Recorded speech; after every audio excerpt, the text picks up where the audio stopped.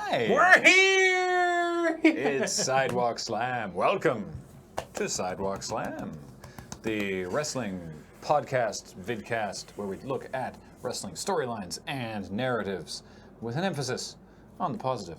And this is, I think, going to be a fairly positive episode overall because it is the episode for the Wrestlemania 34, aka the go-home show for the Greatest Rumble. I mean, yeah. I mean, he's not wrong. In some situations, it is sort of like, why is, because the Greatest Rumble is happening. Yeah. Yeah, we're going to have to do an episode on the Greatest Rumble. You showed me, like, I think I saw a picture of, like, them putting the set together. Yeah, the set is nuts. It's huge. It's that oil money. Yeah, man.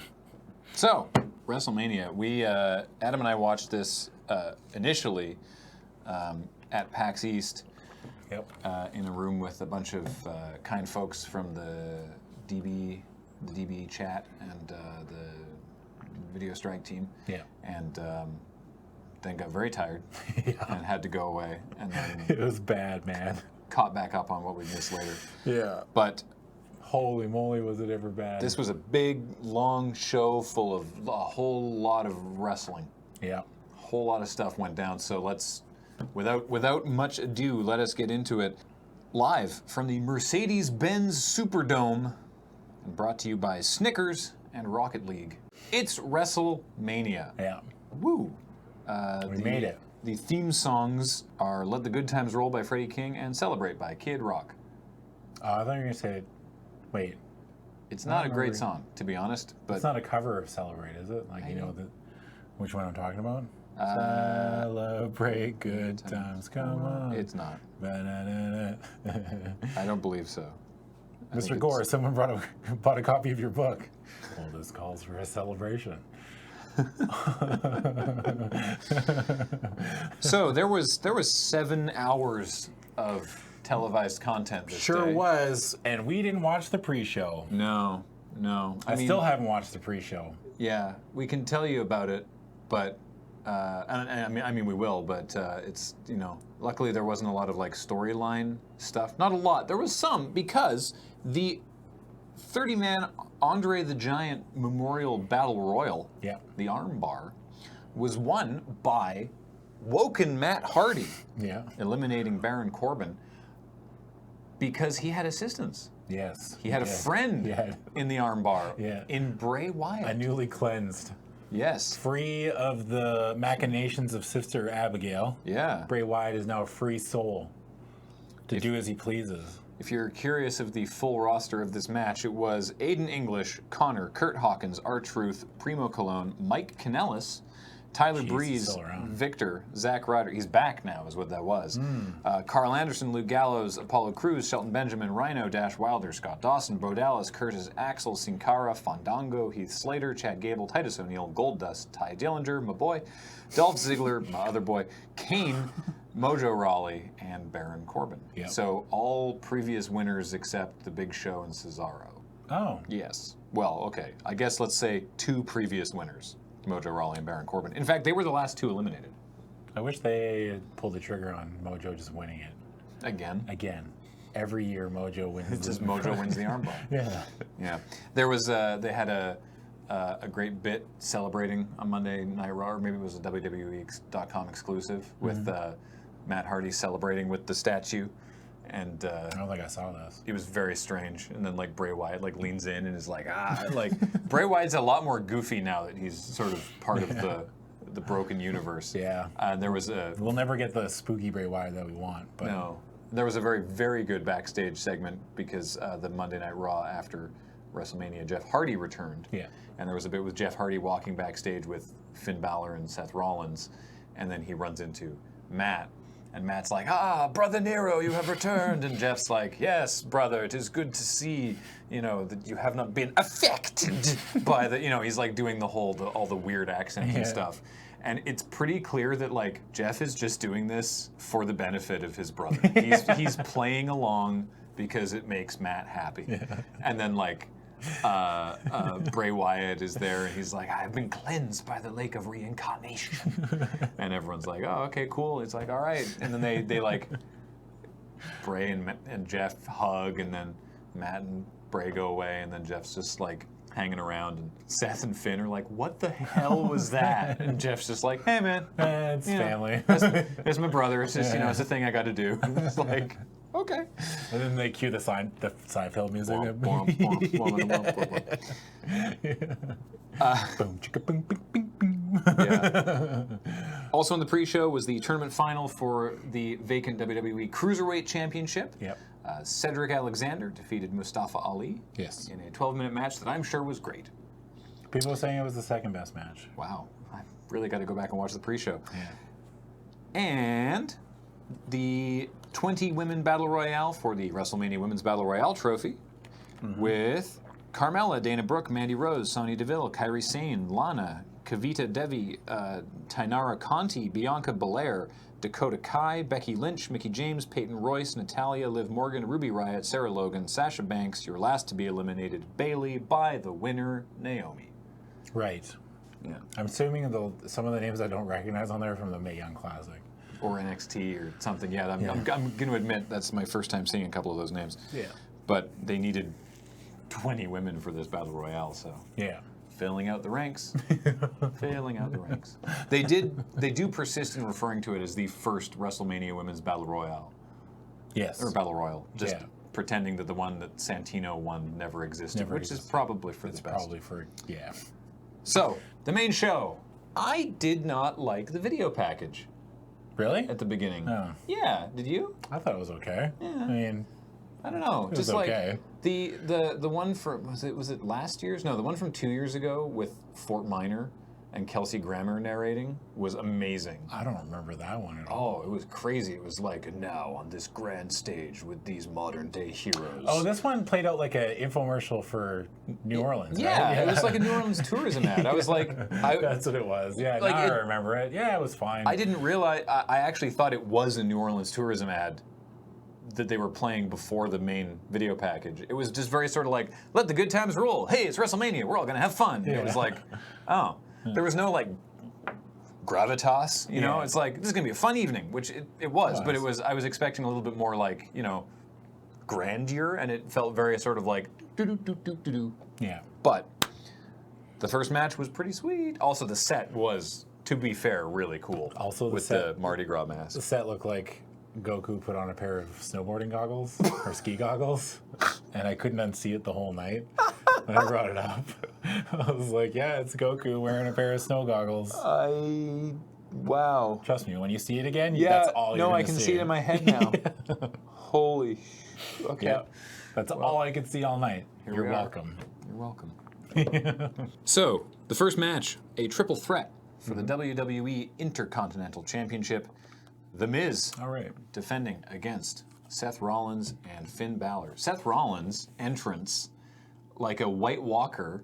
He was the White Walker, the king. The king, whatever his name. I don't know what his name was. But he had the same armor, and he had like the bright blue glowy contacts. Yeah, it was sweet. Which he somehow took out before the actual match started. But yeah, pretty cool. Yeah.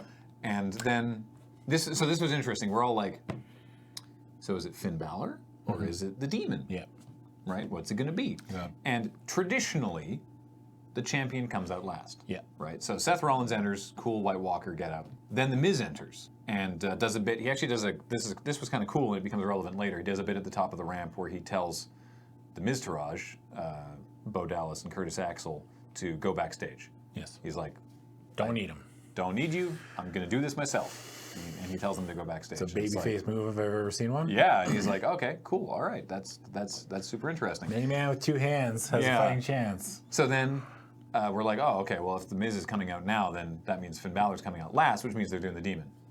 And then they didn't, which is fine. By a different entrance for Finn. Yeah. By the way, I don't think they should have, because narratively it makes no sense, because there was no build. We talked about this in the WrestleMania primer. There was not really a build to this match. No.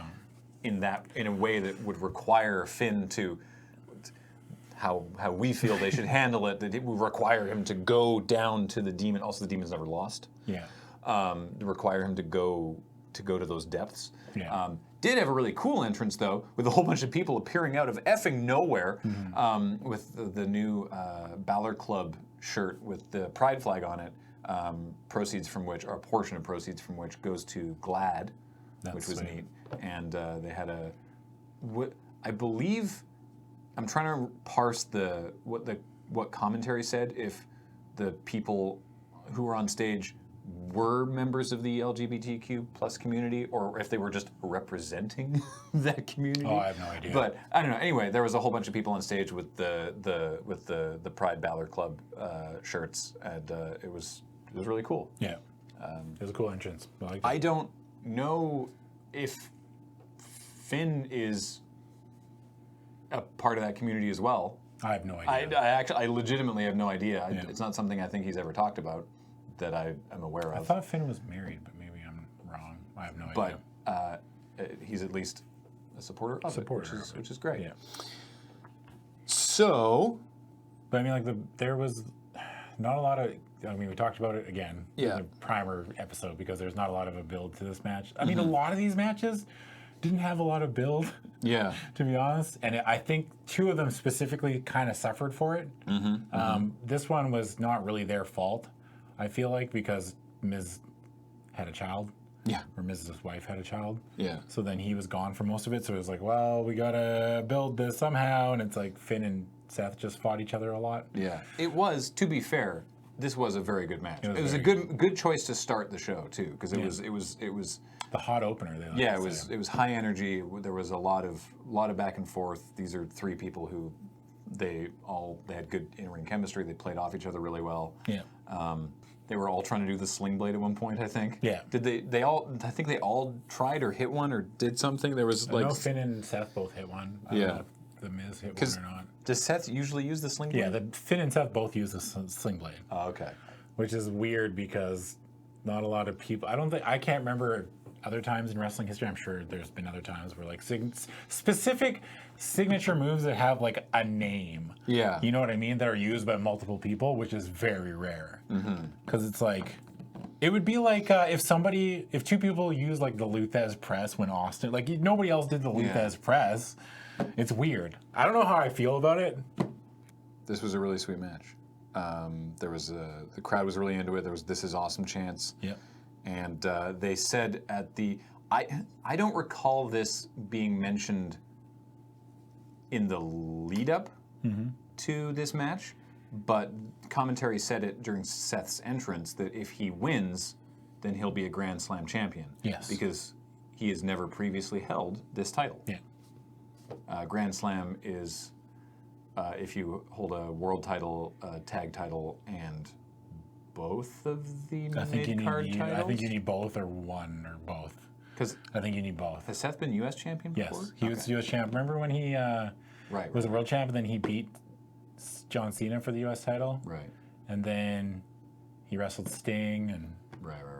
So, anyway. Yeah, there's all that stuff. So Seth wins. Yep. Now he's a Grand Slam champion. There's a cool ending too. Like that was the story. And as far as I recall, maybe they brought this up ahead of time, but as far as I recall, that it was set up like during Seth's entrance, that it's like the only thing really on the line here is if Seth wins, he's Grand Slam champion. I mean, other than the title being on the line. Well, exactly, right? Yeah. But I mean, like the ending was cool because like Finn hit the coup de grace on Miz, and then Seth, while Finn was covering the Miz, Seth hit the curb stomp on Finn into the Miz. Yeah. And then hit the curb stomp on the Miz again, I think. Yeah. Is that how it ended? Yeah. Got it. Okay. Perfect. So the next match is the Raw Women's Championship match, or SmackDown Women's Championship match, pardon me, Charlotte defending against Asuka. Yeah. During that previous match and this match, the camera frequently focuses on this random member of the WrestleMania audience. One, Jonathan Cena. Oh, right. Or not Jonathan, we talked about that before. Anyway, yeah, so I forget about if you recall, Dude, when they cut to him when he was just holding a drink in the crowd, I couldn't stop fucking laughing. John Cena never heard back from The Undertaker, so as he said, he's like, well, I'm just going to go to WrestleMania and I'm going to go and be a fan. And so he's there. He's like a half section back from ringside. Yeah. And he's sitting there, and he's in the crowd. He's got a beer, and he's just watching the show. And he looks really serious, like he's really enjoying himself. But he's like, okay, like he looks really intense. And the camera occasionally will like do a shot of him, and then like spin around behind him to be like, look, see, he's here. See, you can see the ring from just over his his shoulder. And it's just really funny to be like in the middle of the Charlotte Asuka match. It's like, oh, by the way, John Cena's just sort of over in the crowd. And it's like, why, you know, there's a lot of really good jokes flying around, like, why does the camera keep cutting to an empty chair? Or, you know, or like why are we like man, WWE production and their random cuts to audience reactions. Like this guy's not even you know, he's just sitting in his chair with a beer. Yeah.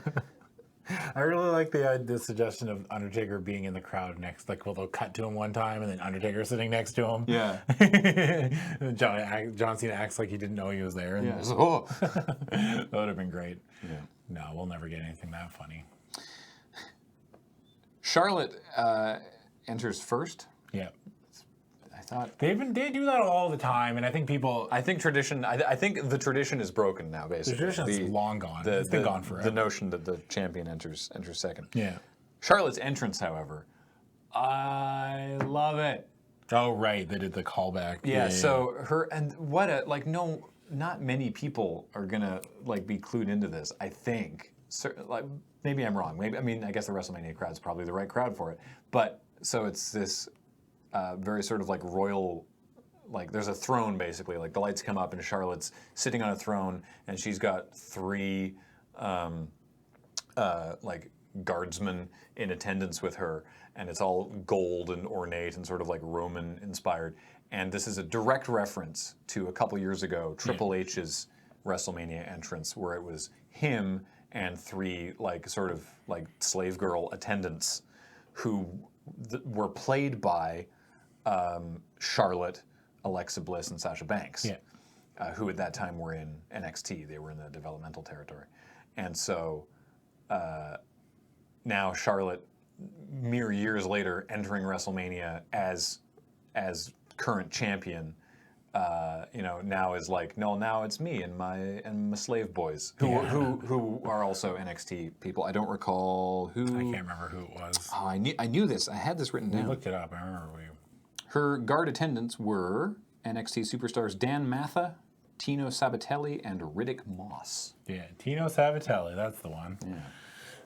So, then after that, then the also Sprite Zarathustra music comes in, like her like that played during that part, and then her normal like remix music kicked in, and she had a crazy robe and everything, and that was super cool.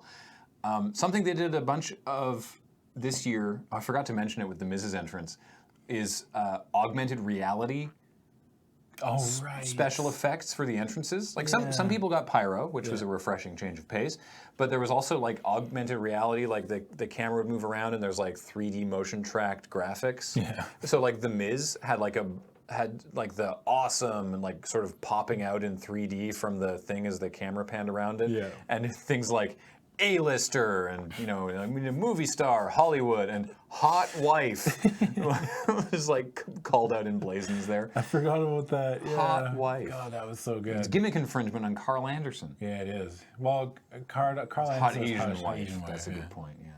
So Asuka's entrance had the masks, her big face masks, all sort of floating, and it's the only reason I don't like it is because anyone in attendance can't see any of that. Yeah.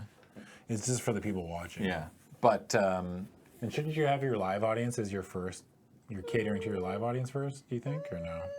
No, because I think Vince does that a lot to the detriment of the product. That's what I mean, though. Like, do you feel as someone who puts you notice a lot of these shots and stuff? Do you think you should be catering to your live audience first and then the TV? No, I don't. I don't know if first is correct, but you should cater to both. And in this case, this is something that has zero benefit to anyone in attendance. Yeah.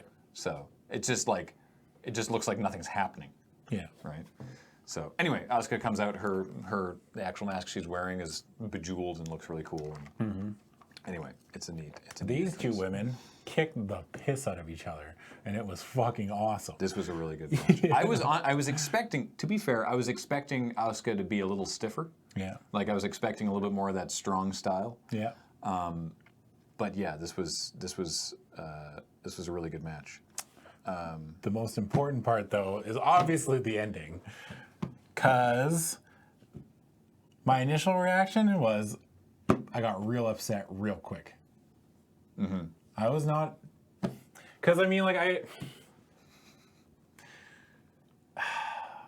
spent like a year building Asuka as this like unstoppable, unbeatable, but like as a baby face, not like as a heel. Yeah. It's not like a heel. The longest undefeated streak Yeah. in WWE history of any superstar, male or female. Yeah. And WCW history, because they count that.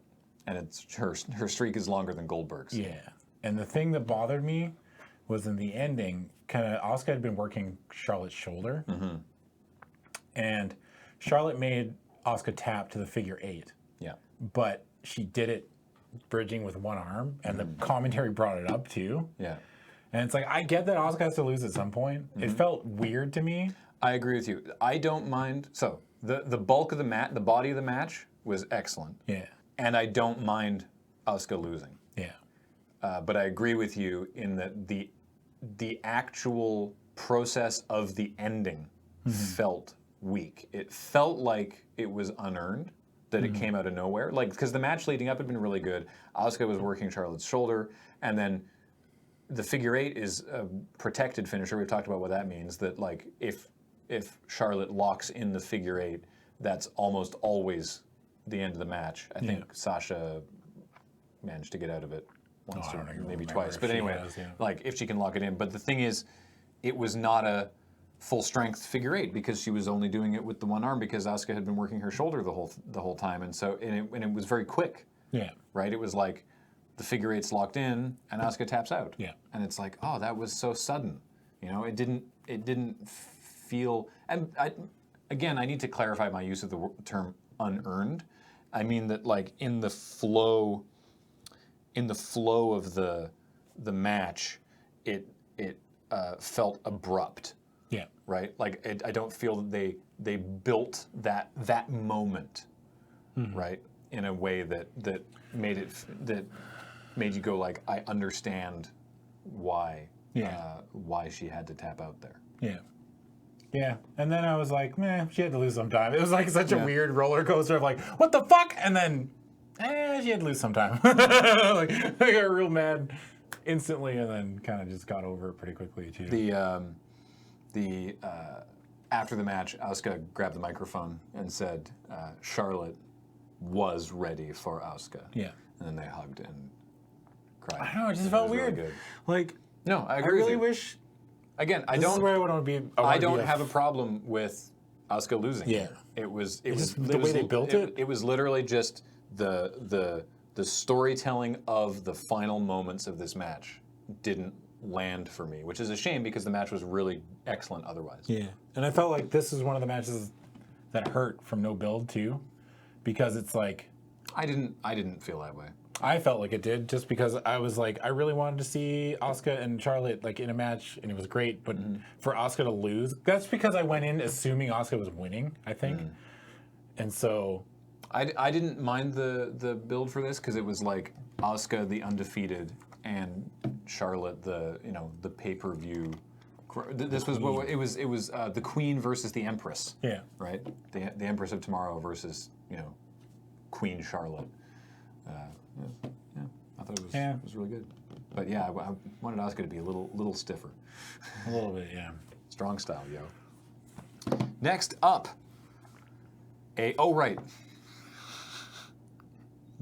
Next up, Charlotte tries to go back up the ramp, and a referee just comes hauling ass down the ramp, and you cut to the hard camera, and you just see him go like, tup, tup, tup, tup, tup, tup, tup, tup, whoop, and like jump the barricade and run, and you're like, what the hell? And so then we cut to the John Cena camera, and he's like saying something to John Cena, who's like, what? Yeah. And he's like, "Are you sure? Are you positive?" Like really, like making a big, really kind of overacting. And then Cena's like, "Oh," like left the oven on, like just gets up, jumps the barricade, and torques up the ramp past Charlotte, who's like, "What the hell?" He left Undertaker in the oven too long. Like Charlotte's, like, "Ye gads, my taker is ruined." Like Charlotte's trying to do like the "I won the match," and John's like, "Meow." Yeah. And she's like, "What the was You know that?" what I thought it was when I saw the referee running? I thought Carmelo was going to be running Yeah. after the referee, Yeah, I thought so too. and that was going to be it. So yeah, John Cena is now in the back. Yeah. But the next match, however, is the United States Championship. Randy Orton defending in a fatal four-way against Jinder Mahal, Bobby Roode, and Rusev. Yay, Rusev. He's definitely going to win this match, right? I mean, one would hope, right? Aiden English comes out. Yeah. Aiden English, sporting a new look. Yep. So again, we didn't see the pre-show, but someone pointed this out. Aiden English shaved his head between the Battle Royale and now. Oh, really? Because he's in the Battle Royale with his previous full head of hair and his it's like the full head of hair and the beard and everything, and then he comes out now, no hair and the big glasses and his different jacket. And I didn't even notice. that's how you debut a new look. Yeah. Make it striking. So yeah, he comes out and the crowd's going nuts for Rusev Day. Huge introduction for him. Then Sunil Singh comes out and introduces Jinder Mahal to a very different kind of reaction. Slightly different. Yeah, there's a glorious entrance for Bobby Roode. Yeah. Very good as well. And then Randall. And then Randy. What did he have any sort of special entrance? I don't think so. It's just sort of I Randy Orton. There was no snakes. awful digital snake. Snakes. Yeah, why weren't there AR? Why weren't there any augmented reality snakes? They really dropped the ball on that one. Yeah, this was a shorter match. Actually, I can tell you exactly how long this match was. I can tell you how long all these matches were. The triple threat for the Intercontinental title was 15 and a half minutes. Yeah. Charlotte and Asuka was 13 minutes. And this was a little over 8 minutes. So Jeez. Definitely felt shorter. That is short. Because it was shorter, Graham. That's why it felt shorter. Anyway. Yeah, Graham. Yeah, you idiot. You moron. This match was all right. It was okay. I was just like, I was so priced into Rusev winning. Yeah. Because he got added late. And then he didn't win, and the person that did win, and the way they did it. Look, I don't understand. Why do they hate Rusev so much? I don't know. I don't get it. I don't. I never will. Yeah. Vince McMahon can walk in that door right now and be like, well, this reason and this reason and this reason. Still wouldn't understand. Yeah. He sells merch. Why can't he win a fucking match at WrestleMania? It'd be so good having him be U.S. champion as this weird face. Yeah. He's so good. He's got a great gimmick. Him and Aiden English are doing awesome. Maybe that's what their reasoning is. They're like, well, he doesn't need the title. He doesn't need a big win. It's like, yeah, he fucking does. It'd be nice. That's what we said about Bray Wyatt. That's probably what he's been saying for years. Bray doesn't need the win. We'd like it. It would put it would show confidence in the character. Yeah. Jinder Mahal wins Yeah. and then loses immediately. Yeah. The follow-up is that there was the superstar shakeup. Jinder Mahal gets his big WrestleMania moment. Yeah. Which we've all been pining for. Good for him, I guess. Remember when Zack Ryder got his big WrestleMania moment and lost the next night? My boy. So yeah, Jinder Mahal wins the title. Yeah. And then 2 weeks later on Raw, he gets drafted to Monday Night Raw, and then loses the U.S. title to Jeff Hardy, who gets drafted back to Jeff Hardy, who gets drafted back to SmackDown. Yeah. So on the upside, all members of 3MB are now back on Monday Night Raw. Drew McIntyre also debuted. That's not relevant to today. No. So yeah, is this like the match was fine, and Jinder Mahal wins because Sunil Singh distracts Rusev. Rusev's about to put Mahal in the accolade. Yeah. And then the Singh brother jumps up on the ring apron and distracts him, and Rusev knocks him off the ring apron, but then Jinder hits him with a kalass and wins the title. Yep. So. And the crowd goes mild. video package of the night, surprise episode of the Fashion Files. I don't even care that it's a Snickers commercial. Yeah. It's an episode of the Fashion Files with Tyler Breeze and Fandango and Mick Foley. Oh, yeah. They're just criticizing Mick Foley for dressing like an idiot. Yeah. And then, who is it? Is it Tyler Breeze? One of them is like, oh, I love the way he dresses. Like, oh yeah, one of them is being like, Mick Foley, look at you. You're wearing. Tyler Breeze ends up wearing like sweatpants. Yeah, and it's a like flannel. sweatpants and flannel. What is this? And then Tyler Breeze is like, I don't know. I think I love the look. And it's like, you're not you when you're hungry. Right? It's like, Breezy, what are you saying? You know. So It was pretty good. anyway, Yeah.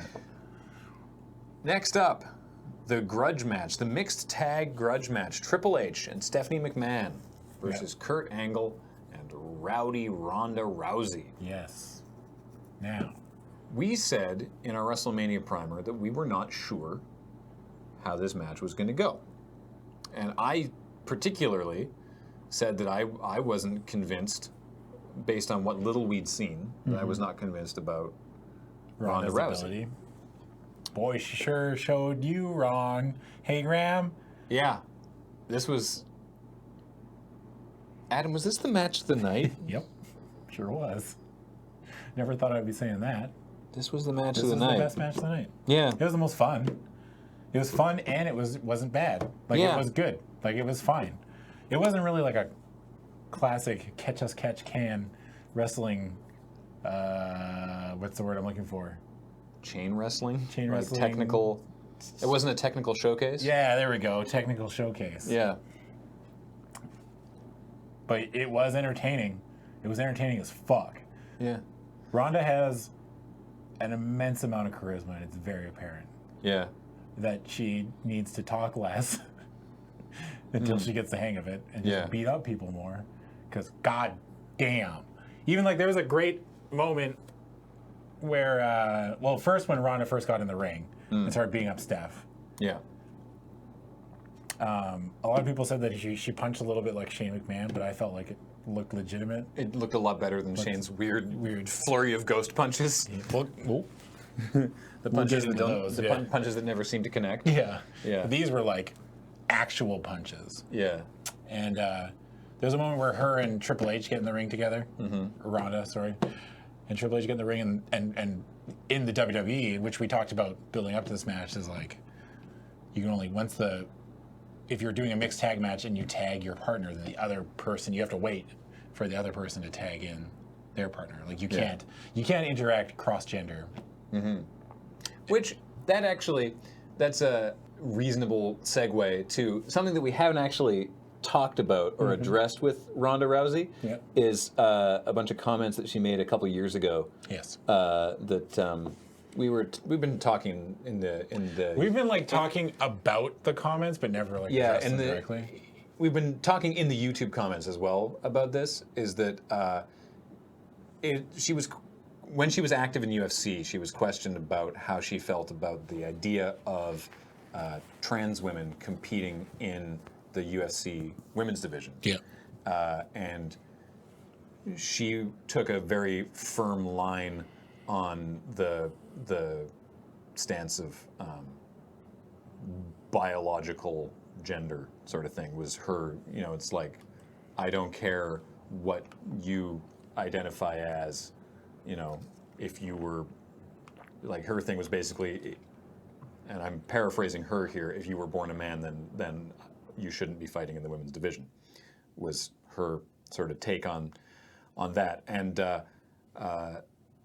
those comments were not well received for obvious reasons. Yeah.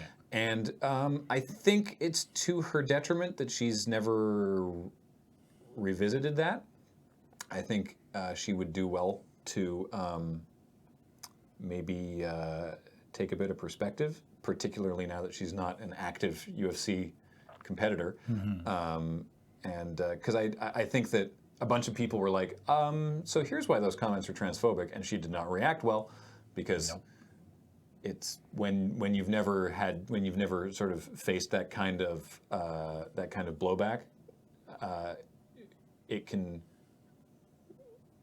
sort of overwhelm you, and then you just lash out in other shitty ways and then shut down and never talk about it. So yeah. So yeah, it's something that we should at least mention once that Ronda said some transphobic shit, and I hope that doesn't reflect her beliefs, and that it was sort of born out of this stuff that she was trying to navigate, discussing like directly athletic competition-wise. But who knows? Because it's not something that she's ever clarified since then. Yeah. So that's what that is. But yeah, it's interesting that you mention it because you do now have Ronda Rousey fighting Triple H. Yeah. Right. Which was handled entertainingly as far as I'm concerned, because you were talking about this, that in the WWE the rules are of a mixed tag match is that when a tag happens, the other team is obliged to tag. Which I will be the first to say, which is archaic as fuck. Like, yeah, who is it? It's Joey Ryan and Candice LeRae. It's Johnny Gargano's wife. Yeah, they used to be the world's cutest tag team, and they were so they're big proponents of intergender tag matches in the indie scene. They've been doing that a lot now, and this was sort of the most sort of teasing of that WWE is open to that kind of thing, because basically Ronda gets in the ring and points at Triple H and is like, we should fight. And Triple H is like, okay, fine, let's fight. And the ref is like, no, you can't. I can't. Don't put me in this situation. Yeah. I can't let you do this. And Triple H, you never hear what exactly is happening, but Triple H just like walks the ref into the corner by the turnbuckle, and we are assuming goes, I am your boss, and you are going to allow this to happen. Yeah. Okay. And then the ref is like, all right. Okay. And then for the rest of the match, it's a fucking free-for-all. Yeah. Like, after that point, he's like, he doesn't even try to stop it. No. Because it's like, he's like, okay, if you want to fight her, then I guess you're my boss, and you're going to go fight her. And then Ronda beats the shit out of him. Yeah, it's great. Kudos to Triple H, like, selling and everything else. Like, oh, my God. Awesome. Yeah. It was really, it was super, super entertaining. Yeah. This, like, Steph was really good. Steph was great. Like, because I mentioned in the primer, right? The whole thing was that you have someone who we've barely seen wrestle, who's never done this kind of wrestling before. The only action we've seen her do in the ring was a really awkward move against Dana Brooke. Yeah. And a Samoan drop against Steph. True. Versus Stephanie McMahon, who's not a wrestler. Yeah. Right? Like, not that she's never had matches, but she's not in there every week. Yeah, she's not a full-time wrestler. And this was, like, this whole match was perfectly coordinated to show off strengths and hide weaknesses. Yeah. And it was just super, super entertaining. And then, yeah, the end of the match was fucking awesome. Because, like, basically, Ronda spent the whole match trying to get Stephanie in an armbar. Yeah. And then, yeah, they were like, she was fighting to get her arm in, and Steph was like holding on like grim screaming death. Like, no. It sounded like, you know, that cat, the no cat video. Yeah, that's what Steph sounded like. Yeah, that's the only thing I can think of. Didn't Angle and Rousey have them both in their submission, both in ankle locks at one point? Like Rousey did the ankle lock, didn't she? Did. Yeah, I think so. She did. Anyway, but yeah, then so she finally gets the arm out to the point where she can now lock it in, and Stephanie's she's doing like no, it's like just screaming, and Ronda says it's too late,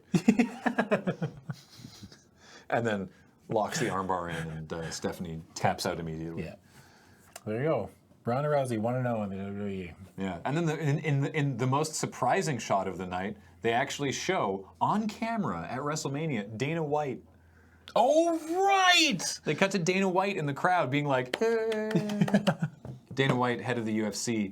I forgot about Dana White. Dana White and Vince McMahon famously do not get along.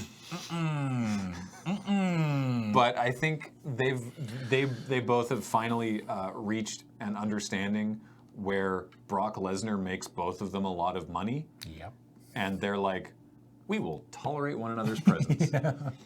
But to show him on camera at WrestleMania was a real surprise because you'd expect Vince to be like, just like, yeah, Dana, come on, you can have a front row seat and you'll never be on camera. Yeah. Well, Vince like famously doesn't. I mean, he's a businessman. He won't. He's not going to advertise other people. Yeah. Right. He's not going to advertise. Give the UFC free advertising. Mm-hmm. That's just not his thing. I mean, it's just a smart business move. Yeah. So for him to do it like means that they've talked about Brock and like are working out some kind of a schedule where Brock can do both maybe or one or the other. Or I have no idea. This was a 20-minute match and it didn't feel like it. Nope. Yeah. It was very good. Match of the night. Next up, the SmackDown Tag Team Championship match. The Usos defending against the New Day and the Bludgeon Brothers. Can't really do that. And the Bludgeon Brothers. I don't remember anything about this match, Graham. The only thing that is seared into my brain is the New Day's entrance, which has the giant augmented reality pancake stacks surmounted by unicorns and rainbows, which are amazing. Yeah. And then the New Day come out, and then like 8 little people dressed like stacks of pancakes. Mini stacks. Yeah, I assume that the joke is a short stack. I assume that the Fuck, I forgot about the WWE has apparently not gotten over the quote-unquote hilarious visual punchline of a little person. And yeah, a whole bunch of little people come out dressed like stacks of pancakes. And I'm like, this is one of the fucking weirdest things I've ever seen. And thank God I don't have to explain this to anybody right now. Forgetting that I have a podcast where I have to explain this to people. I can't explain this. It's the New Day, and they're throwing pancakes at people, and there's giant augmented reality pancake stacks with unicorns and rainbows, and a whole bunch of little people dressed like pancakes. Some of whom can really do the worm. Wrestling. Yeah. Kofi and Big E are the wrestlers for the New Day tonight. Yep. Unsurprisingly. And also unsurprisingly, as we called it, the Bludgeon Brothers win. Yeah. I want to think like in very in easy fashion. It wasn't much of a match. It was a commanding victory. Yeah. Commanding. That's the word I'm looking for. It looks like there's going to be a Tower of Doom at one point, like the 2 people up for a suplex in the corner. Yeah, it was Harper, and then it was up on the turnbuckle. Both the Usos were up on the ropes, and then Big E was going to throw them all off. Yeah. And then I guess it was it Rowan who's just like, no, we're not doing that. Yeah. He's just like, no, we're not playing around. Yeah. And just power bombs Kofi, and then Harper power bombs Kofi off the corner for the pinfall. So I think they just both power bomb Kofi and pin him. Yeah. So yeah, I don't know. I'm not necessarily sold on the Bludgeon Brothers at this point in time because it's like, as characters, they're just dudes with hammers. They look cool. They look cool. Big boys. Yeah. Very, very big boys. As long as they don't drop the hammers anymore. Yeah. I don't know, that was okay. I just really like the Usos too. Yeah. But they can't hold the titles forever. Well, hopefully at least the SmackDown tag division has like stuff happening. Yeah. Unlike the Raw tag division, which has all these amazing tag teams and nothing going on. They've been trying the last couple of weeks. Well, that's good, but nothing prior to WrestleMania. No. John Cena appears. Yay. What song was that? It's the beginning. Oh, it's the beginning. Of the, with like the.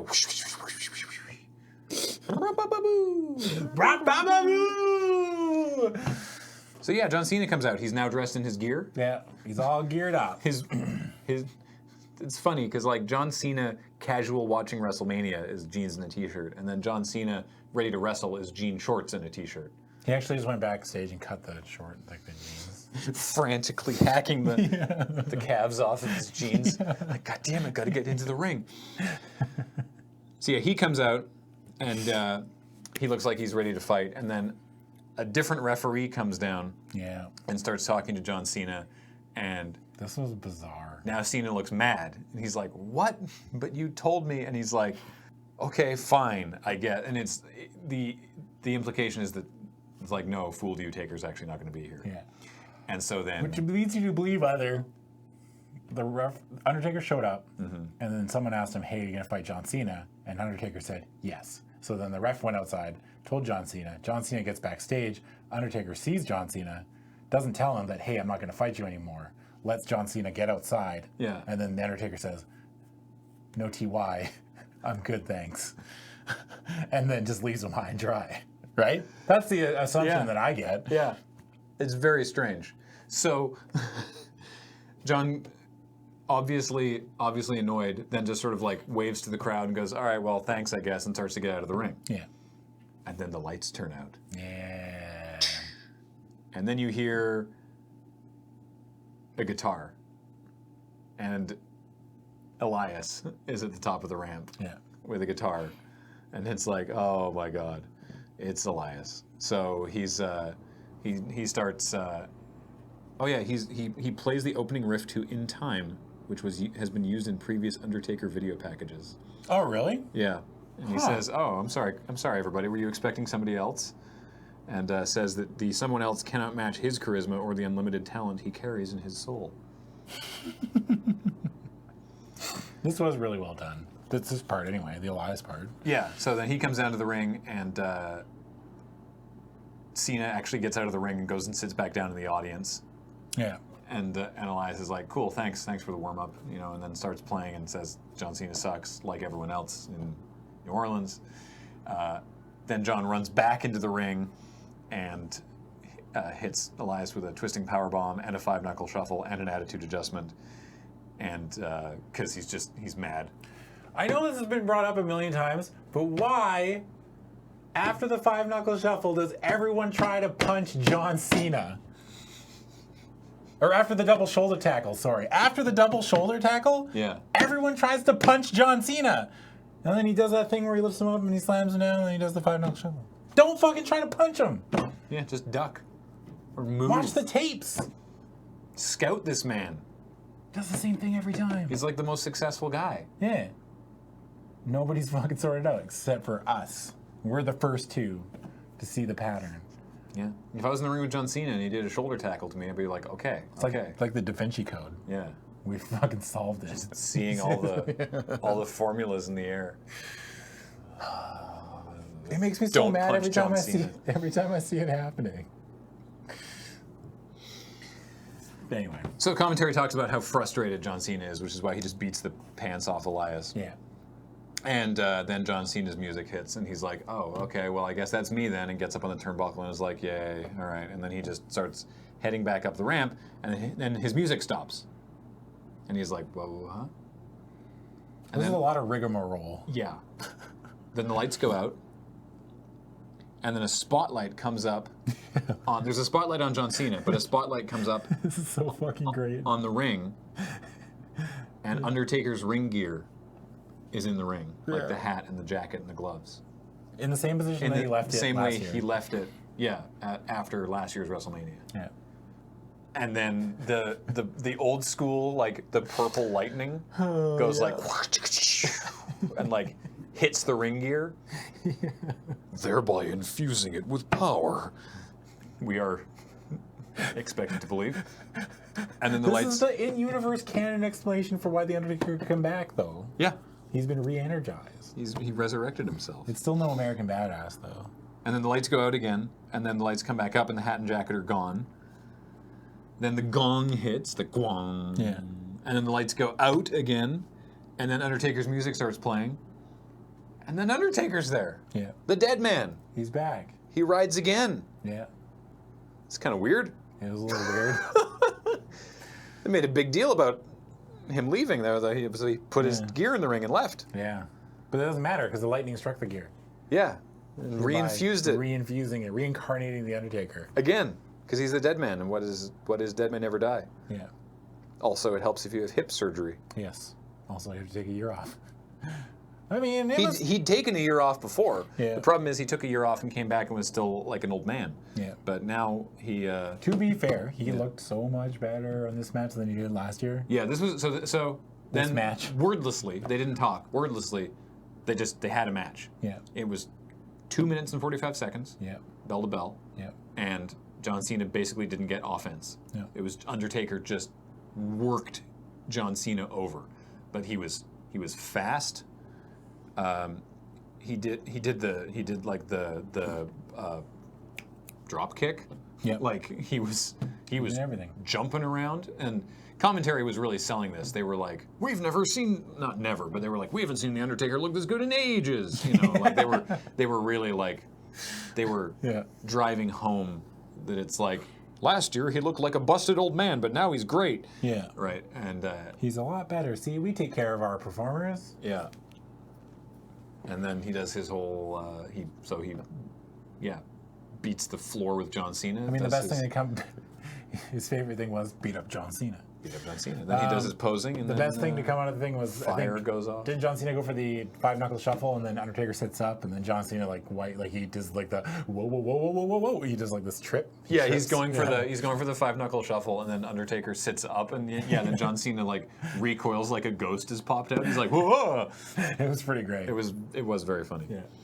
A lot of people were upset that this was just a John Cena squash match.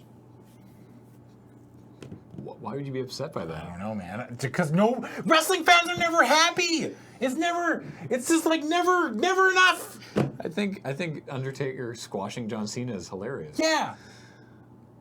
But it's just like, why are we squashing John Cena now? It's like, you have spent the last 10 years complaining about John Cena, and now he's getting squashed. Shouldn't this be like, yeah? Yeah, I think it's great. I don't get it. I don't think I ever will. I don't know if I'm totally on board with just the very next year being like, oh, Dead Man's back after the whole thing at the end of last year's WrestleMania. Yeah.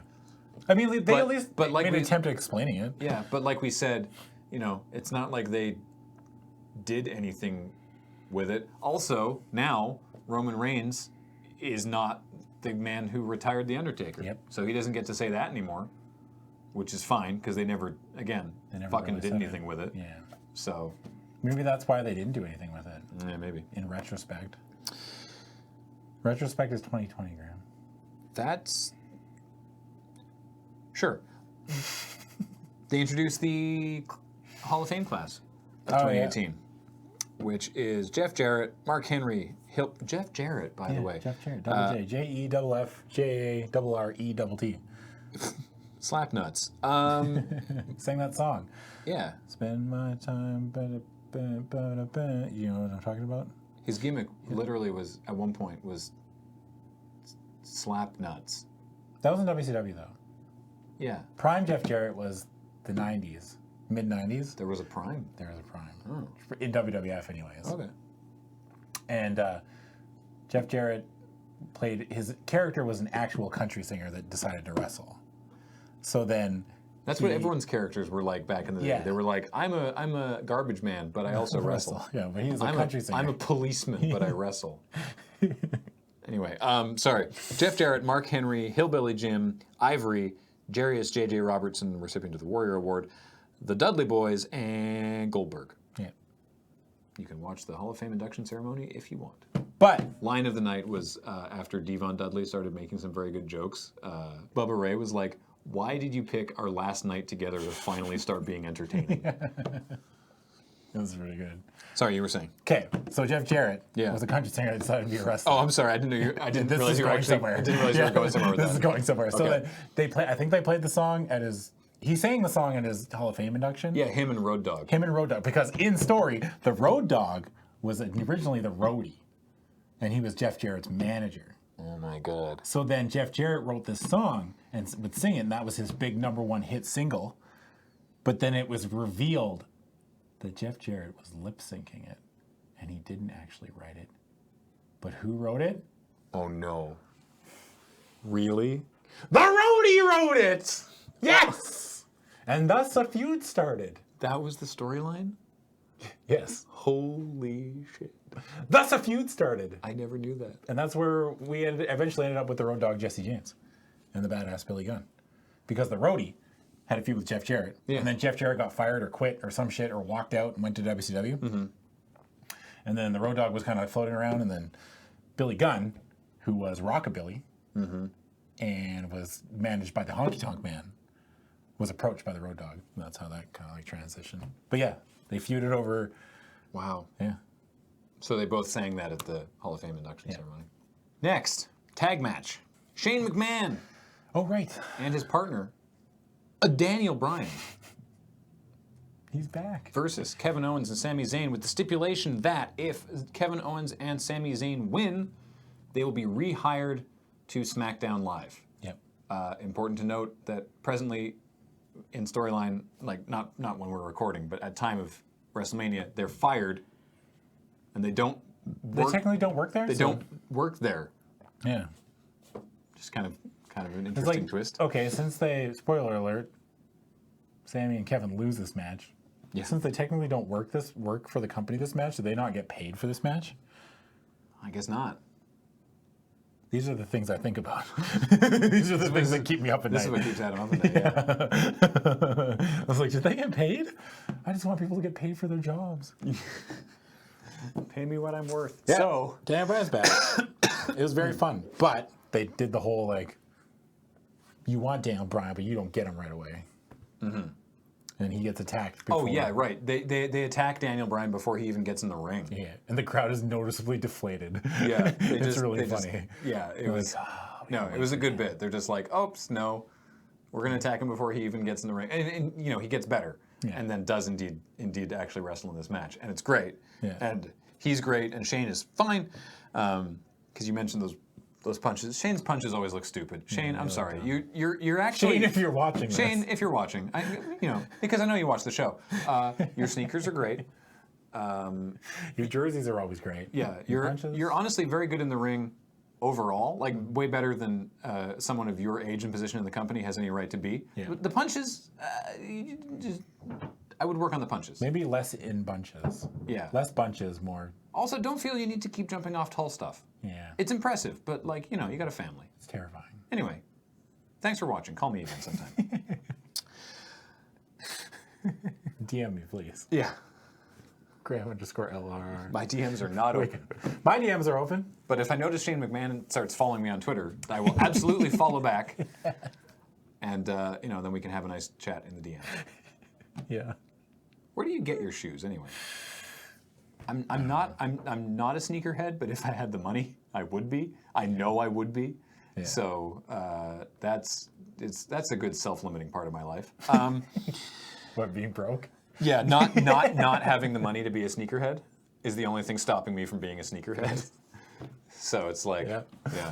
It's funny because I think it just means I have the same amount of like liquid assets as I would otherwise. Because if I would have as much spending money if I was a sneakerhead, because all the extraneous amount would just go into shoes. Sneakers, yeah. I have more shoes than Kathleen. Like I really enjoy shoes. Nice. Yeah, and they're expensive because they're big. Now you're learning, I'm learning. Yeah, we're all learning.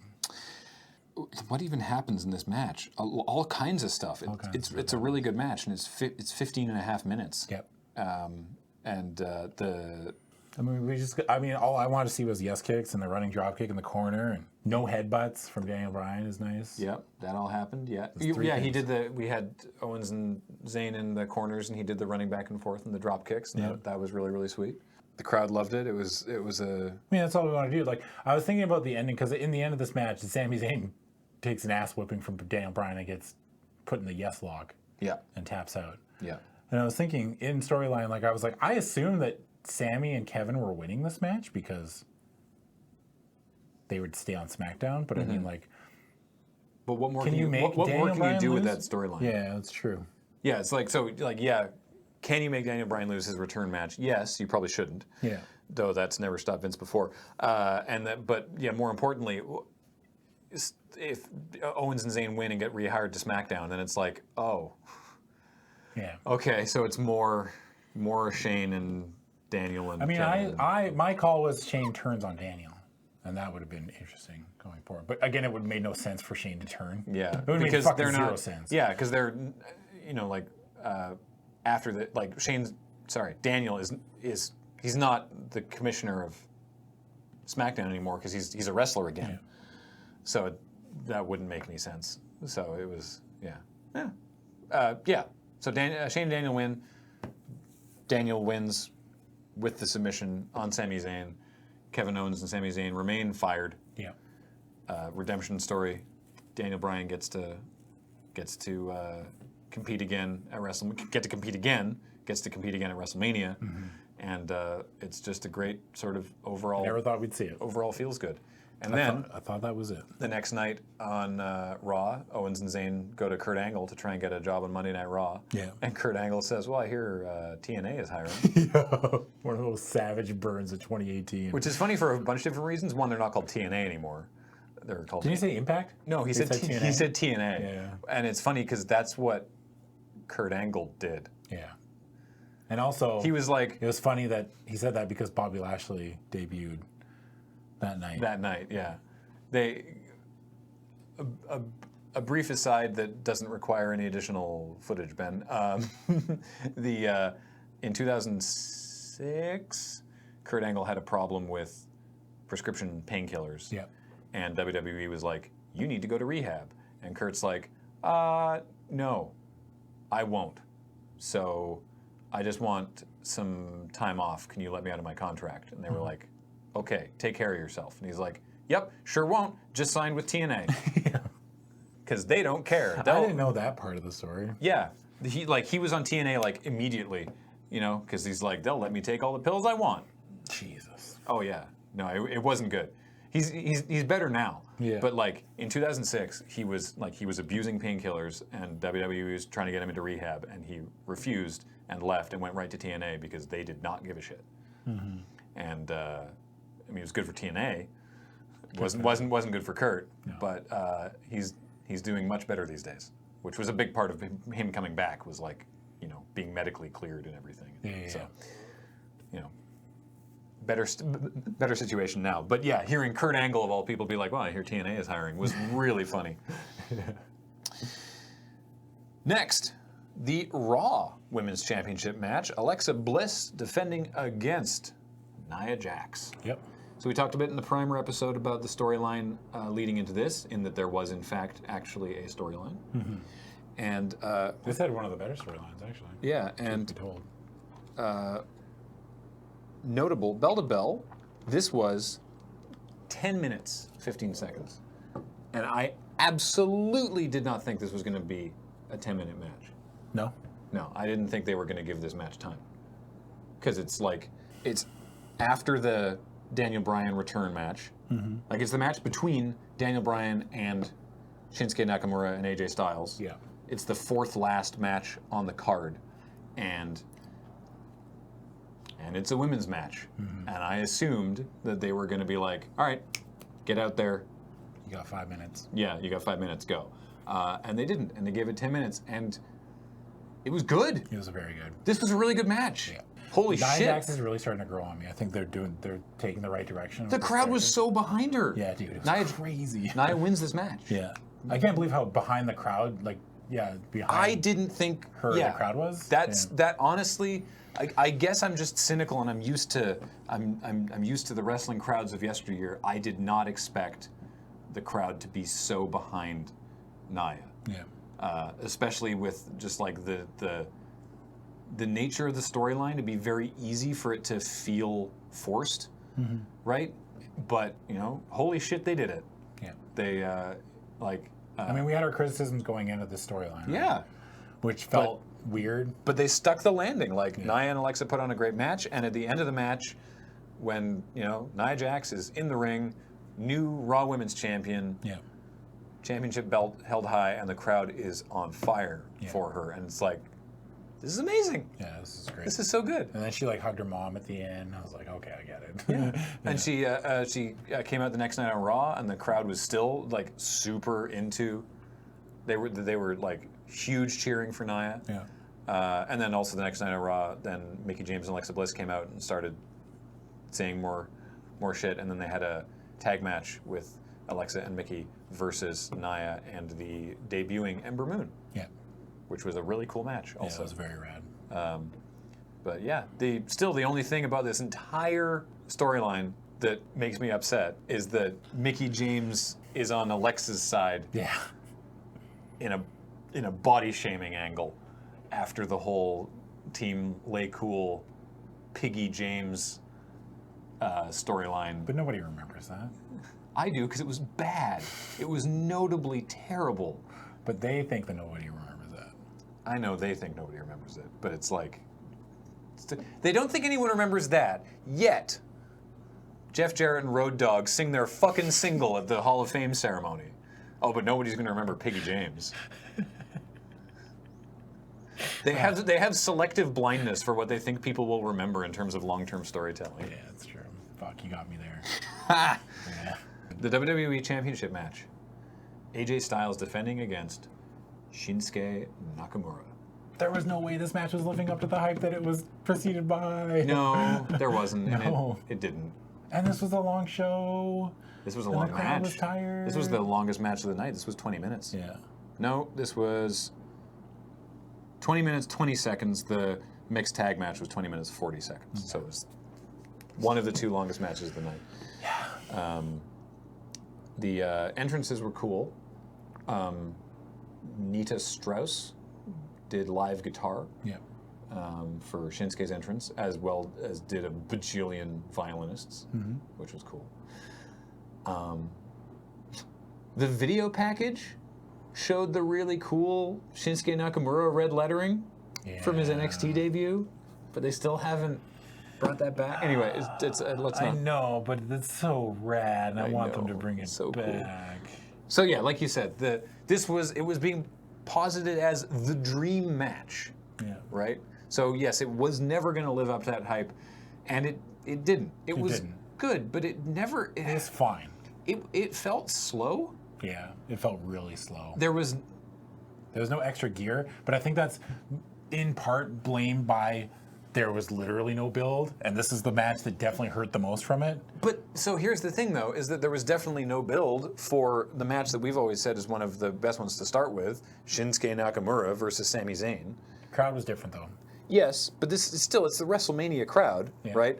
And there was no build for that match, and there was no build for this match. Well, there was a little bit of build for this match, but this match was slow. Like, it was AJ Styles and Shinsuke Nakamura, and there was a lot of like big move. Both people fall flat on the pin and sit for a second, and then another big move, and then they both fall flat. There was a lot of just like flurry of activity, nothing. Flurry of activity, nothing. There was no sort of like the flow felt very stop-starty. Yeah, and lethargic, and I had the same complaint about Asuka. Is like, Shinsuke, the king of strong style, he did the kicks to the head at one point when he was just like wailing on AJ's head, but like he wasn't doing the hits. He wasn't being a strong style. Yeah. He wasn't doing his thing. Being a strong style, yeah. You know? He didn't do the thing. But to be fair though, the outcome of this match was more interesting. Yeah. It wasn't, to be fair, it wasn't a bad match. No. It was fine. I wanted more. I expected more. That's part of the problem, though. We all expected perfection. Yeah, I did too. I was like, when I initially was watching, I was like, wow, I don't think that was very good. Yeah. And then I watched it again, and I was like, it was okay. Yeah. It was fine. Yeah. Yeah. But I mean, like, I think this is the type of rivalry, especially in the WWE, that's going to serve well from like a series of matches. Mm-hmm. It'll get better and better. Because at the end, AJ Styles wins. Yeah. And very similar to the Asuka Charlotte match. Yeah. Shinsuke offers his congratulations. In fact, he takes the belt from the ref and gets on his knees and offers the belt to AJ very respectfully. And then wails him in the nuts. Yeah. Fuck yeah. Just, well, bam, right up in the groin. And it was like, what? Huh?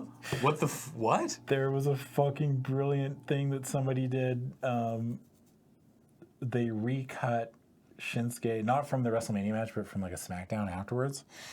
Recut Shinsuke hitting AJ With the Simpsons bit? With the Simpsons The man bit, where the hitting man balls hit- by football? and Yeah. Homer's in the crowd watching. It's really fucking funny. Yeah. Then after the low blow, Shinsuke like starts choking him, like choking styles, and kicks him out of the ring, and then hits him with a Kinshasa to the face Yeah. at ringside. Yep.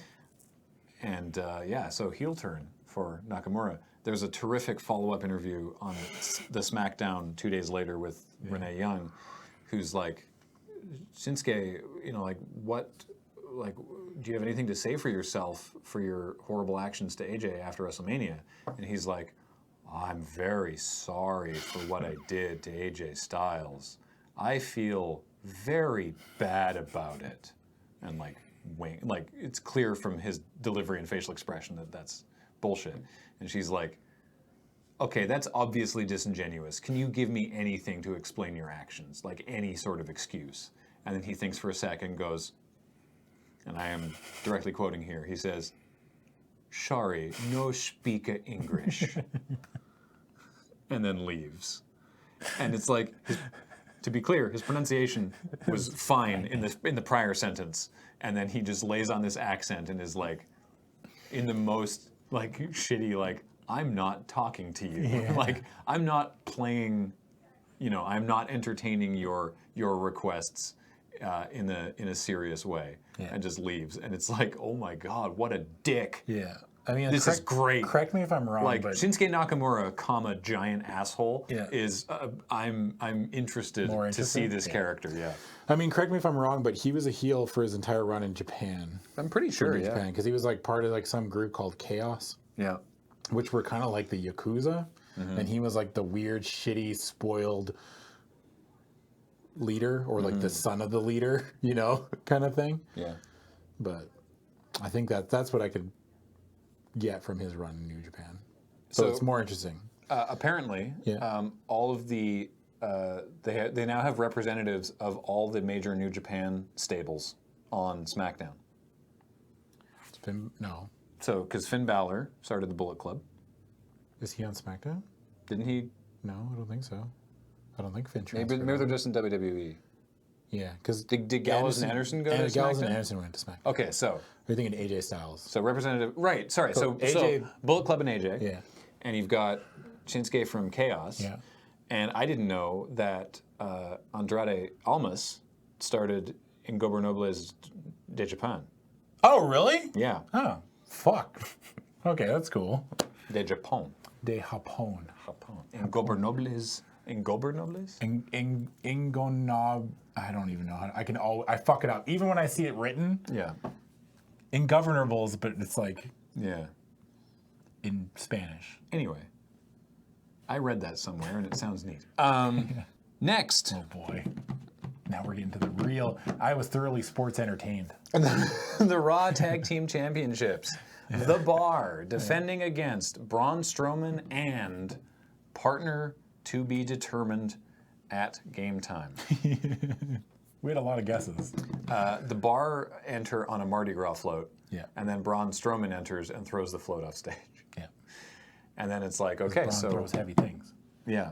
So Strowman is introduced. He takes the mic and he's like, all right, everyone wants to know who his partner is. And he says, it's not one person in the back in the locker room. It's one of you. And starts pointing to the audience. And everyone's like, what the fuck? And it's like, Braun, you know John Cena went backstage, right? So he gets out into the crowd. He literally walks past No Way Jose, by the way. Yeah. Like, it's not just him, too. There's other, like, I think that's the joke, though. yeah, there's other wrestlers Yeah. in the crowd Yeah. that he, like, passes by. And he settles on Nicholas. But Graham, who's Nicholas? Who's that Pokemon? It's Nicholas. He's a 10-year-old boy. Yep. He's literally just a kid from the crowd. And he brings him back to the ring and is like, puts him up on the ring apron and is like, stay there. Yeah. It was kind of rad. It was really awesome. And then he just starts beating the tar out of the bar. At one point, he does get knocked out of the ring, and on his way past, tags Nicholas, Yeah. who gets in the ring. And then Cesaro's like, I don't know what I'm supposed to do. You can see him figure out. He's like, his brain is just going a mile a minute, being like, maybe if I just pick him up and like lie him down gently, I don't have to actually like knock out this child to win this stupid match. But then Braun tags himself back in very, the very kid took a quickly. bump. Fuck. What if he just launched the kid and did the uppercut thing? Yeah. Just killed him.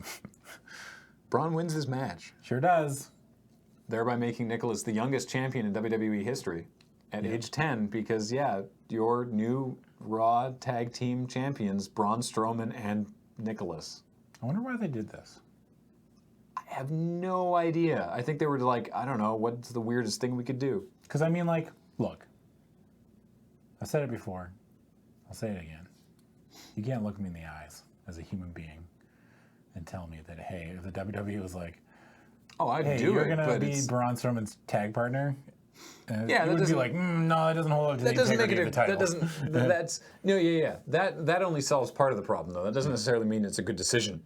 I thought it was fine. Oh yeah. No, I actually didn't have a problem with it. I just think it's weird. I didn't. Again, I was not like you said. I was very sports entertained. Yeah. No problem with it. I was thoroughly sports entertained. For those curious, yes, it was a plant. Yeah. Braun's not going to just pick some random person out of the audience. lawsuit? Certainly not some child. Yeah, can you imagine how badly that could go? If they, like, what if when they tagged in, like, the kid just, like, actually ran at Cesaro? What's he supposed to do? Yeah. That's not a good situation. I believe it's referee John Cohn's kid. Yes. Yeah. So I don't remember which one John Cohn is, but he has black hair. for really narrowing it down. You'd recognize him if you saw him. Okay. Yeah. Yeah. Okay. He's not senior official Mike Chioda. Nope. He's obviously not Mikey Yoda. Little Nate, No. Nobody's Little Nate. but he's the other one that's been around forever. Oh, okay. Again, you'd Maybe know, I think I know which one you're talking about. you'd know him if you saw And him. he's not he's not the orange one from NXT. No, that's Drake Younger. Yeah. He was the ref in the mixed tag match. Oh, was he? Yeah. Oh, Fine. Get all the refs out there too. Why not? I wonder if I could still have time in my life to be a referee in the WWE. No, probably. But you're too big. Probably hard. You're too big for it. Way too tall? Yeah. Oh, really? All their referees are tiny men Damn it. to make the wrestlers look bigger. I'll be the world's biggest referee. I'll have big counts, too. The world's biggest referee. You could do a match between the world's largest athlete and the world's strongest man with the world's biggest referee. No, in the WWE, they'd make me the world's biggest referee. Do like ref a map of the short cruiserweight? stacks. No, the short stacks. Oh God. 5-on-5. Yeah. Survivor Series short 5-on-5 stack. little people match. So then the next night on Raw, Braun Strowman and Nicholas had to vacate the titles voluntarily because Nicholas had scheduling issues in that he has school and couldn't Did they actually be say a that? champion. Yeah. Yeah. Yeah. So that was kind of stupid because then it's like, well, that whole thing was a waste. Now they're doing something they're calling the Tag Team Eliminator Yeah. because Well, it was just a tournament. yes, but for all the correct decisions that he makes, Vince still has a weird bug up his ass about certain things and has now decided the latest word he randomly doesn't like is tournament. For real? Yes. That's why it's called a Tag Team Eliminator, because he doesn't want to use the word tournament.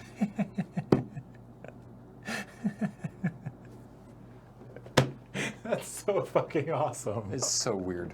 I'm never using tournament again. Yeah. Eliminators. And now, And people are going to look at me like, what the fuck is wrong with you? Like, I don't like the word tournament. and now, your main event, the WWE Universal Championship. Brock Lesnar defending against the big dog, My boy. Roman My favorite wrestler. Reigns. Fuck, I love Roman Reigns. Did I you love it. I love it most when he perseveres against all odds. That's my favorite thing. I love it when he's the true underdog. Did you enjoy this 16-minute match? No, I didn't. No. It wasn't good. No. This was. Do you remember when we described the Brock Lesnar Goldberg match Yeah. as which was like 3 minutes, like a as video like like a video game where everyone everyone has full super and they just spam their finishers over and over again. Yeah. Right. It was this, but 4 times as long. Yes. Which made it not good. Yeah. It's like it's just like finishers stop having meaning. Yeah. Nobody's kicked out of the F5 except for Roman Reigns, who kicked out of 6 of them. 5 of them. 5 of them? Did he kick out of 5 and got nailed by the 6th? Third F5, fourth F5, fifth F5. He kicked out of 5. Yeah, and then got defeated by an F5. So Roman Reigns fucking lost this match, which none of us called. I mean, kudos to them for throwing us a curveball, or whatever the fuck that means. Yeah. But I mean, we talked about this on the Live Walk Slam episode. Yeah. We're like, just give us the thing that you wanted to give us, because we're going to get it anyway. Yeah. And having Brock win made no fucking sense. Which, this is why you called this the go-home episode of WrestleMania. Or for the Greatest Rumble. Greatest Rumble, because Roman Reigns and Brock Lesnar are having another match in a cage. For the championship. Yeah, in a steel cage. And if Roman loses this one, I don't know what the fuck I'm going to do. I never thought I'd say that. Never thought that sentence would come out of my mouth. I don't know what the fuck I'm going to do if Roman Reigns loses this match. Yeah. So I said this because Adam mentioned it. I said this on our live stream, but I want to reiterate it. I want to get it sort of on the record for the podcast version. I want to, yeah. But was that podcast wasn't canon? It was basically a house show. Yeah. Yeah. So there's a bunch of people. Yeah. Afterwards, I mean, we've said this exact phrase tonight. There's a bunch of people online afterwards being like, fucking wrestling fans don't know what they want. You can't please them. They're mad if Roman won, and now they're mad if he loses. This is stupid. There is a lot of important nuance in those two different results, and why people are upset, because they're upset for different reasons, and I think it's really important to understand what the problem is. The Roman wins this match scenario is the correct storyline choice, because that's the story you've been telling. Sometimes in fiction, things happen that we don't like. Pretty often, right? Like sometimes the person that we want to succeed doesn't, and the person we don't want to succeed does, because that's the story that's being told. Yeah. And that's the correct story to tell, even if it's not the thing that feels good. Yeah. And the story that they've been telling for a year should have culminated in Roman Reigns winning this match. Yeah. Nobody wanted Roman to win because the WWE's been mishandling that, and it's been so transparent and set up as Roman Reigns is the ultimate guy, and that, as has been going on forever, that's the constant Roman Reigns problem. But Roman winning this match was the correct move. People would have been upset about it, but they would have understood it. Yeah. Brock Lesnar winning this match makes no sense and completely invalidates all of the story leading up to it. Yeah. And you had Roman Reigns kick out of 5 F5s and still lose. Yeah. That's this thing in a microcosm. You had Roman Reigns succeed and succeed and succeed and succeed against all the odds for nothing. Yeah. Which is not the story you've been telling. So people are mad, not because they're unpleasable and they would have been mad either way. They're mad because Brock winning this match does Brock no good, does Roman no good, does the storyline no good, and makes everything leading up to this match a waste of everybody's time. Yeah. When I watched Brock win this match, my reaction was this. For those listening to the audio version, Adam is slumping in his chair as if he has lost all the will to live and his soul has escaped through his ears. Like, come on!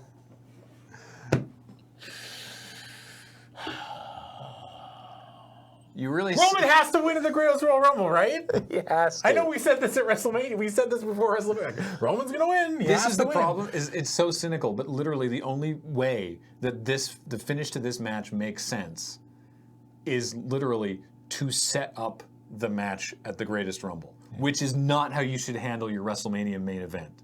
Roman has to kill the Brock Lesnar character at the Greatest Royal Rumble. Like, Brock Lesnar has to stop existing for this to be worth it.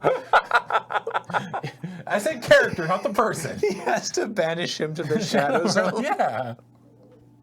Like, Brock, he has to pin Brock and then take Brock outside and, like, put him in a car, and then the camera pans away and the car fucking blows up. Or put him in, like, that weird flippy polygon from Superman 2. Yeah. It's, Brock Lesnar and Paul what's the Heyman are dimension just where like... they put criminals in the DC universe? Yeah, whatever. The fucking, you know, he's going to put them there. Yeah. Trapped in a crystal. Like, Yeah. a full, like, you know, like the big green, like, tube crystals that a lot of people in, yeah. Like, I just don't get it. Way to send the crown home baffled. Yeah. Baffled is the right idea. I don't get it. I don't get it. I want to see Brock Lesnar gone forever, to be honest with you. There, I said it. Overall, I'm with you. At this point, I just want them to have their fucking main title appear on the show more than once every 4 months and have it, like, have storylines that work for the people and on not the just show. Brock Lesnar shows up, beats the crap out of somebody, and then leaves. Yeah. For 5 hours of wrestling, it was a pretty good show. It was a pretty good show. But the ending this was weird. ending was just so utterly confusing. Yeah. Confounding. My brain hurts. I don't know, man. It just is. This is where I would go destitute for the rest of my life if you could just sit me down with Vince and be like, "Can I ask him? I can ask him anything," and he has to answer for like 2 hours. Yeah. Like, ask him any question I want, or as many questions as I want, and get the truth 100%. It's not like one of these Vinces always tells the truth and one of these Vinces always lies, and I have to make up. Like, they put me in a room with 2 Vince McMahons. Holy shit, that sounds terrifying. And I got to figure out which one is which. That sounds utterly terrifying. I don't even know what I would have to ask either Vince to figure out which one tells the truth and which one lies. Mm-hmm. Ask about steroids. So the mixed tag, I would say the mixed tag match was probably the match of the night. Yeah. I think, I'd say that weirdly was the best match. And then the other ones that really stood out to me were both women's matches, the Intercontinental Triple Threat and the Shane and Bryan versus Kevin and Sami. Yeah. The more I think about Brock Lesnar and Roman Reigns, the more I'm starting to like it because of how fucking stupid it was. No, that's how they get you. I know.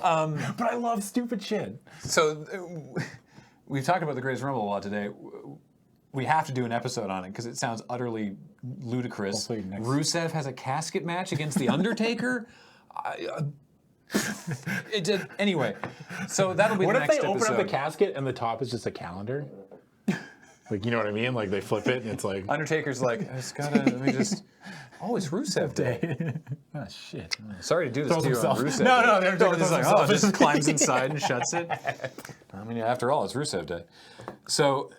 That would be the best ending. Yeah, there's a bunch of fallout with the Superstar shakeup.